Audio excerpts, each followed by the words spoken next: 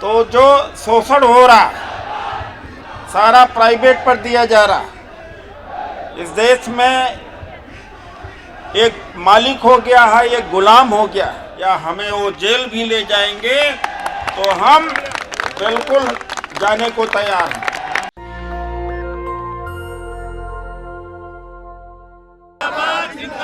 पुजारी संघर्ष करो, हम तुम्हारे साथ हैं। पुजारी संघर्ष करो, हम तुम्हारे साथ हैं। पूजा उज्जैनवाल जी और उनके सहयोगियों ने कुछ दिन पहले ही संपर्क किया, तो उन्होंने दास्तान बताई 2014 के बाद की कि 2014 में पहले पीएमआर एम्प्लाई रेगुलर भी हुए हैं, उसके बाद में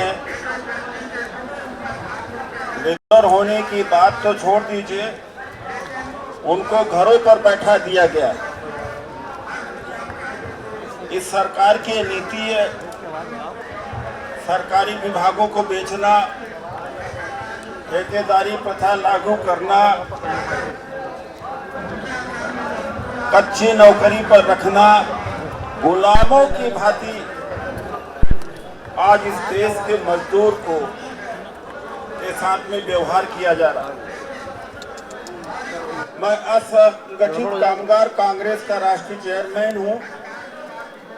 मैं समझ सकता हूँ इस देश में 45 करोड़ असंगठित कामगार हैं जो नरेगा में, रेडी पटरी में, जिनका रेगुलर इनकम नहीं है। कब उनको मजदूरी मिलेगी, कब नहीं मिलेगी। लेकिन एनडीएमसी एमसीडी एक ऐसे संस्थान रहे हैं जहां पर डेली वेजर से लग करके परमानेंट होते थे, और नियम के हिसाब से अगर 10 साल पूरा हुआ हो, 500 दिन का काम, ऐसे लोगों को परमानेंट का प्रावधान है, और पहले ऐसे लोग परमानेंट किए भी गए हैं। सुखबीर जी, सही बात है। हमारे बीच में नागर जी मजदूर नेता हैं, आपके समर्थन में आए हैं। बड़े किसान नेता हमारे बीच में आत्मजीत जी हैं। विकास पवार, विनोद पवार जी की बात को आपने सुना। हम लोग इस लड़ाई को अब अपने हाथ में ले रहे हैं। अभी तक तो हमारा कोई इसमें पार्टिसिपेशन नहीं था, लेकिन हम आपका साथ देने के लिए पूरा मन बना चुके हैं। लेकिन मुझे तकलीफ इस बात का है कि जिन्हें घर बैठा दिया गया है, उनकी लड़ाई आप लड़ रही हैं। वो नौकरी तो जा ही चुकी है, मजदूरी तो जा ही चुकी है। क्या उन मुर्दे लोगों को यहाँ नहीं आना चाहिए था? उन मुर्दों को कैसे जिंदा किया जाए? और जो लोग ऑलरेडी कॉन्ट्रेक्चुअल वर्क पर काम कर रहे हैं, सीधे न आए, क्योंकि ठेकेदार निकाल देगा, एनडीएमसी निकाल देगी, लेकिन उनके घर के जो प्राणी हैं, उनके दोस्त हैं, वो तो उनके कमाई का फायदा ले रहे हैं। वो तो आ सकते थे। तो कहीं न कहीं कमजोरी हमारे मजदूर वर्ग में भी है। इसको कैसे दुरुस्त किया जाए, उस पर आपको सोचना पड़ेगा। बड़ी शक्ति होती तो आज ये बैरिकेड तोड़ते हुए एनडीएमसी का घेराव कर लेते हैं, लेकिन जिसकी लड़ाई अगर वही आगे न आए तो बाहर के लोगों को ला करके लड़ाई नहीं लड़ी जा सकती। मैं आप लोगों के साथ में हूं, लेकिन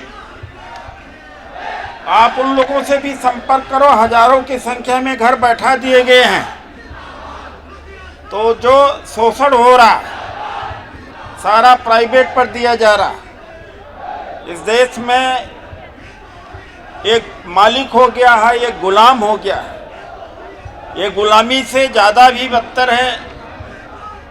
तो इनको एहसास कराना पड़ेगा, फिर से आपको नोटिस दे करके बड़ा अभियान चलाना पड़ेगा।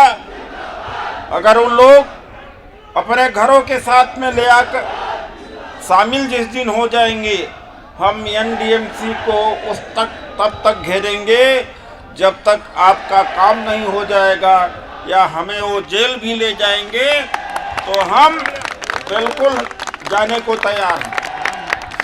केकेसी है। अभी मैं आ रहा था, रास्ते में एमान रिजवी जी और आत्मजीत जी ने पूछा कि केकेसी क्या है।